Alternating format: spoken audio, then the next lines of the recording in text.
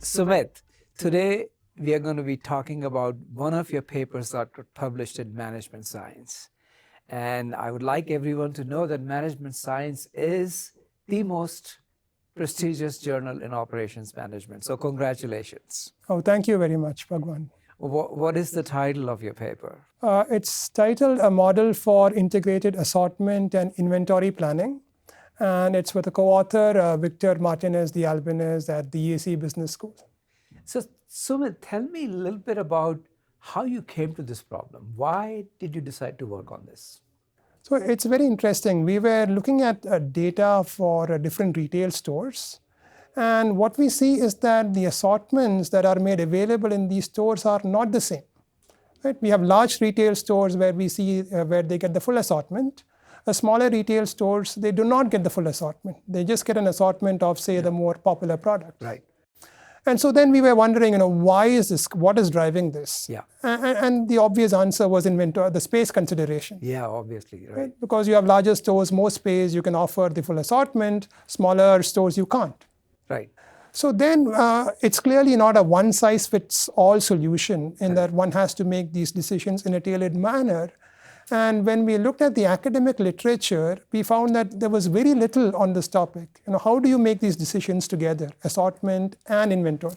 Okay, so you looked at the real world, you found that this is an important problem, and then you went back to the literature that you have studied and you found that nobody had actually solved this problem before. So there was a gap. So this is a great example of research going in to solve a problem that's important, which nobody has looked at before. So that's a fantastic cue for many of our younger colleagues who are trying to do research in this field. Okay, so inventory management is very important for firms, right? Mm-hmm. Absolutely. And the idea here is that if I have a store which is in a city, let's say, it costs money to rent the space. Absolutely. So you have to stock things the right way. And the trade-off is that if it's not in stock and the customer shows up, then you lost that sale, right? Absolutely. But on the same time, to stock it so much that you're never stocked out is expensive because it requires space and so on and so forth. Absolutely. So this problem has been studied for many years, but there is something additional in your paper that you do. What is that? So one is, yes, as you say rightly, the inventory management problem has been studied quite extensively in operations management. Most of the work tends to look at a single product. So single product, okay. Whereas here we are pushing the frontier a little bit and look at the case where you have an assortment of products. Right. So which is actually pretty important because usually if I'm buying, let's say, yogurt, I'm not just interested in one. I could buy Danone or I could buy something else. So you're saying you could offer me different types of products which are substitutes of each other. Absolutely. So that's the innovation in your paper. Now you're studying not just one product, but many such products. Right. So how do we, first of all, understand what products to stock? What products to stock? So that is the assortment question. And then on top of that, how much of each of these products to stock? Right. Which is inventory question. Right. So now it's a complicated problem because on top of having different types of different assortment of products, which are sort of substitutes, the margins you get on each one of these products as a seller might be different. Absolutely. Right? So that makes it even more complicated. You want to have in stock the one that gives you highest margin, but at the same time, you want to offer a wide variety of products, and that's expensive. So that is the problem you are trying to solve. Exactly. So as you rightly put it, not all products are equally profitable to the retailer. So as a result, if you were to offer the entire assortment, the full assortment, it may be possible that customers go and purchase, say, the lower margin product, right, which may hurt the retailer's profitability. Right. Right. And as you also point out, stores have limited capacity. Limited space. So you can't stock everything. And so one has to really think carefully as to how to do this. Right. Also, when this has been studied in the literature, just the inventory problem, they sort of look at it as a one-shot thing. That, how much to stock or not stock. But I think you're looking at it kind of a dynamic way, how to replenish it, right? Exactly. When it runs out, how frequently do you want to replenish it? So there's an added dynamic element which makes the problem even more complex to solve. Is that right? Yeah, so it's challenging enough as it is, because if you think about the inventory problem, there is uncertainty in demand, there is uncertainty in when you get the stock. So that makes it a challenging problem. Now, when you think about the assortment problem, that is also difficult. It is complicated because the number of possible assortments grows exponentially. It just blows up with a number of products. So let me explain that. So if I go from, let's say, 2 or 3 or 4 assortments, then there are many combinations, 1, 2, and 4, 2 and 4, 2 and 3 and 4, and that's what you mean that it really quickly jumps up. Exactly. So simple strategy which says I'm going to try out all possible things, right, just that blows up and you can't work. really solve it. Okay. So that's where your paper comes in. That's where the paper comes in, and because now we are trying to make these decisions together, simultaneously. So a common approach, I would say, is to break this into silos, where you first make the assortment decisions, figure out what to stock, and then try to figure out how much of each to stock. Right. Now, that can be suboptimal because this is really something that you have to consider together simultaneously, and that is where we are coming in. Okay.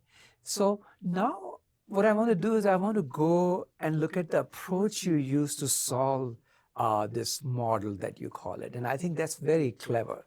So you started by saying, okay, I'm going to solve the problem exactly, what we call, in closed form, for a very simple version of this, one product. That's right. Right. And then you're able to solve it in closed form. What does that mean?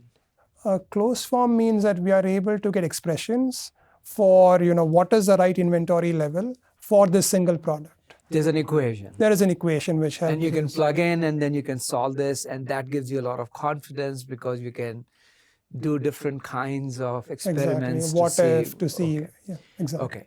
What is your line of attack then? Because that's the one we want to solve, right? That's a realistic situation. Yeah. Right. So we end up making some approximations to make the problem easier to analyze mathematically. For example, we assume that one can stock, say, fractional quantities. Now, that really doesn't happen in practice, but to make this problem tractable, that is something that we make. And given those assumptions, we are able to go and solve an approximate version of this problem.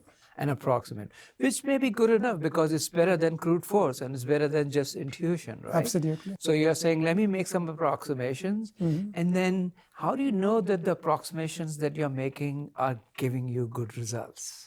Excellent question. So there are two ways we approach this. One is that we come up with some theoretical guarantees which say that the solution that we get cannot be too far from the correct optimal solution. You're going to put some bounds on. We can obtain some bounds. And the second is we verify this numerically, empirically. So we generate test problems. These are small enough that we can actually compute the optimal solution. And then we see how far we are off from that optimal solution. Okay, so that's a good trick. You're saying, I'll take a problem to which I know the solution because I can solve it. Absolutely. And I'm going to use my method to see how close it got. Yes. And our hope is that for a more complicated problem, that it will also deliver us good results. Exactly. That's what we're hoping. Yeah. And what do you find? How good are your approximations? So we were very, very pleasantly surprised because ours is an approximation method, but on the test problems that we ran, they were very close to optimal. So very close. What does very close mean? So in 80% of the instances, we got the optimal solution. We were able to recover. 80% you were able to get the optimal solution you would have gotten by sort of by brute force. Yeah. Okay. Exactly. Fantastic. And for the remaining problems, the optimality gap was a fraction of a percent, so 0.1%, for instance. So you're saying your solution is within 0.1% of optimal. Exactly. That's pretty impressive.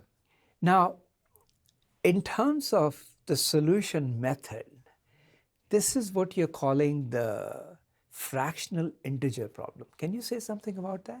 Sure. So what we mean by a fractional integer problem is that the objective function is a fraction. It's a ratio of two terms. Two terms, yeah. Which is different from an easier optimization problem where the objective is a linear function, a straight line. I see.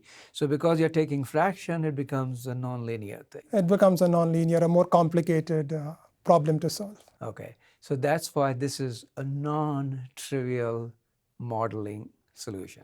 That is right. Okay, fantastic. So you're telling me that these methods are not just for publication in management science, they can actually be used in many situations where this is an important thing, that there's an assortment and inventory is a big issue in terms of costs. So if you were to get a call from, I don't know, Big Basket or one of these companies and say, can you solve this for us? You can do it for them, right? I would be optimistic, yes. You'll be optimistic. So let's take a look at, ballpark what we are talking about. So let's say I have a company that's like 100 crores in revenue. I'm just going to make some numbers up approximately. Inventory management, the cost would be close to maybe 4 or 5%.